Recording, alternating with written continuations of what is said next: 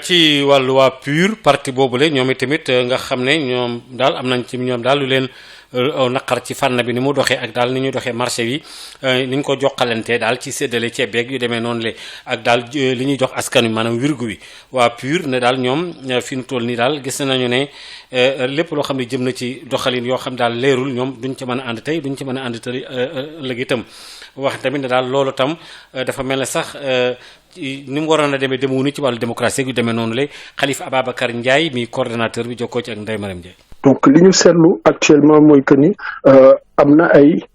dérives am na ay manquements am na ay scandales yu commencé génn concernant gestion fonds bi nga xamante ni moom la ñu wax ni moom la ñu mettre en place pour jàppale sénégalais yi ci couvre-feu bi. Après ces remarques donc PUR dina mettre en garde régime bi pour wax leen ni lépp li nga xamante ni ñu ngi koy def ci ay actes yu dellu ci gouvernance yu dellu ci ni ñuy doxalee fonds yi nga xamante ni moom lañ prévoir pour wax ni moom lañ war a jàppalee askan bi pour que lépp lu ci am ëllëg topp ko càmbar ko saytu ko te lépp luñ ci war a dénoncer dinañ ko dénoncer parce que aussi ak régime bi tam nañ di gis genre doxalin yu mel noonu donc li ñuy wax sénégalais yi ci kàddu du bokk mukk ak li ñuy jëf ci liggéey bi nga xamante ni moom lañ déclaré ni moom la ñu war a def donc c'est pour cela mu ngi artu état bi mu ngi wax tamit Sénégal yi Macky Sall dérive yëpp yi nga xamante ne ni ñu ngi koy dénoncé dina ko topp càmbar dina ko aussi lépp li nga xamante ni war na ko dénoncé dina ko ci dénoncé beneen bi aussi mooy mu wax ni c'est pas parce que Macky Sall dafa woteel boppam ci ak benn loi bu ni c'est anticonstitutionnel que assemblée nationale bi war a toog rek di seetaan ak li Macky Sall di def actuellement génnee armée bi jiital nit ñi jël aussi ay xaalis yu bëri ne dafay jàppale nit ñi alors que c'est pour enrichir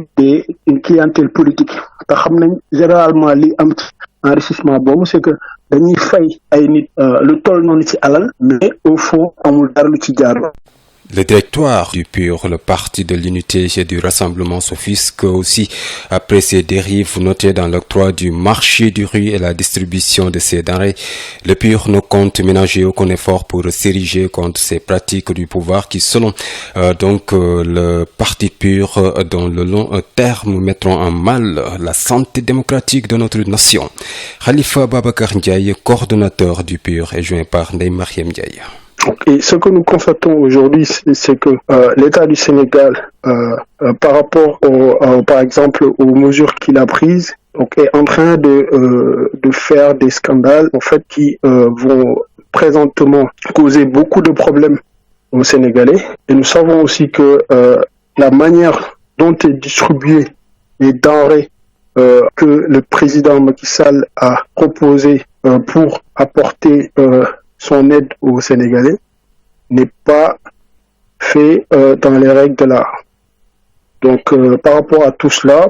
donc le directeur du parti a fait l'analyse de la situation et donc a tenu à mettre en garde le régime de Macky Sall afin que tout ce qui peut résulter de ces mesures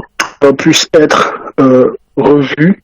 et puisse aussi être dénoncé, s'il le faut, par le Parti de l'Unité et du Rassemblement. Par rapport à tous ces dérives constatées, donc le PUR compte faire face à ce régime en intervenant à chaque fois que est nécessaire pour dénoncer toute dérive du régime.